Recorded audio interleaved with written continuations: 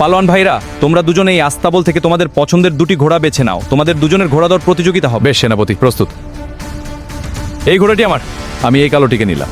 প্রতিযোগিতার নিয়ম অনুযায়ী মোবারকনগরের শেষ প্রান্তে যে বটগাছ আছে সেখানে আমাদের পৌঁছাতে হবে। সেখান থেকে যে আগে রাজমহলে ফিরবে সে বিজয়ী। বেশ, তাহলে শুরু করি। দেখি কে আগে পৌঁছাও। ওই তো গাছ দেখা যাচ্ছে। আমার বাহাদুর ঘোড়া, তুই আরো জোরে চল।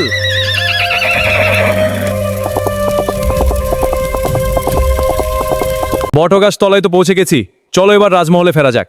দেখি কি আগে পৌঁছাতে পারে। হ্যাঁ, চলো রেস করি। এই যে দেখি কে যেতে। আমি এগিয়ে যাচ্ছি। মূর্খ পালোয়ানের দল বেহুদা লড়াই করছে। রাজকন্যাকে তোরা কেউ পাবি না। রাজকন্যা, তোমাকে পাওয়ার জন্য যুবকদের প্রতিযোগিতা শুরু হয়ে গেছে। সত্যি কি আশ্চর্যজনক খবর। হ্যাঁ, এবং তারা সকলেই তোমার জন্য প্রতিদ্বন্দ্বিতা করছে। ও, আমি উত্তেজিত। চলো দেখি কি হয়। তুমি এই সময় আমাকে ছাড়া বাইরে যাবে না। রাজকন্যা, তুমি তো জানো তোমার আব্বা হুজুরের অনেক শত্রু আছে।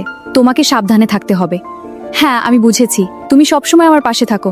কত সুন্দর ছিল আমার শৈশব। কত সুন্দর আমার আব্বা হুজুরের রাজমহল। আমার বিয়ে হয়ে গেলে আগের মতো স্বাধীনতা থাকবে না। আমার প্রিয় সাথী বাহাদুর, নদীর ঠান্ডা পানিতে গোসল করে খুব ভালো লাগছে তোমার? গোসল করিয়ে তোমাকে সবুজ ঘাস খাওয়াবো। তুমি আমার সেরা বন্ধু। আমাকে যে বিয়ে করবে সে ভবিষ্যতে এই রাজ্যের রাজা হবে। আমি হব মহারানী। আমি আমার প্রজাদের সুখ আর আনন্দে রাখবো ইনশাআল্লাহ।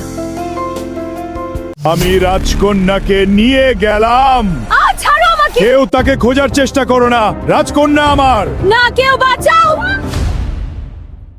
শয়তান জাদুকর, তুই আল্লাহকে ভয় কর। রাজকন্যাকে নিয়ে যাস না, তোর পরিণতি ভয়ঙ্কর হবে। বাবা হামজা, তুমি কি খবর শুনেছো? আমাদের রাজকন্যাকে জাদুকর বন্দি করে নিয়ে গেছে। না, আমি কিছুই শুনিনি। কি ঘটেছে? এখনই সময় নষ্ট করা যাবে না, তাকে বাঁচাতে হবে। আমি তাকে উদ্ধার করব যে কোন মূল্যে। এটা তো অনেক কঠিন কাজ, তুমি কি পারবে? আমাকে পারতেই হবে চাচা জান। আমাদের জাহাপনা অত্যন্ত দয়ালু রাজা। তার একমাত্র মেয়েকে বন্দি করে নিয়ে যাবে। একজন প্রজা হিসেবে আমি বসে থাকতে পারি না। আমার মহল থেকে আমার মেয়েকে উঠিয়ে নিয়ে গেল। আমরা কেউ কিছু করতে পারলাম না। যেভাবে হোক তোমরা আমার মেয়েকে এনে দাও। মহারাজ, ধৈর্য ধরুন।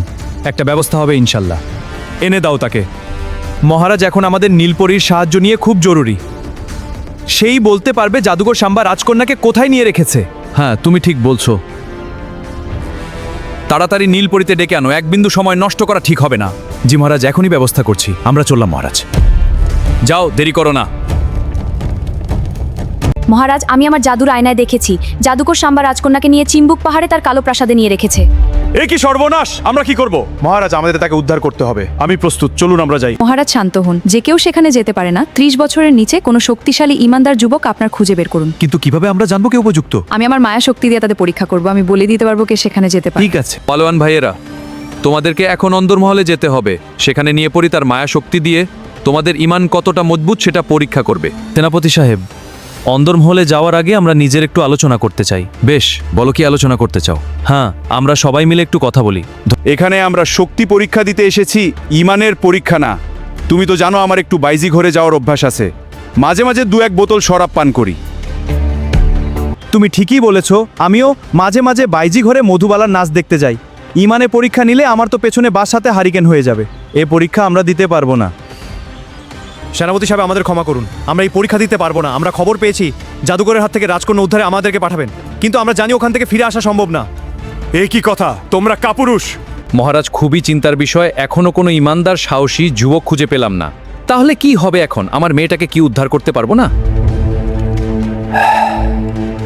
আমি যাব রাজকন্যাকে উদ্ধার করতে।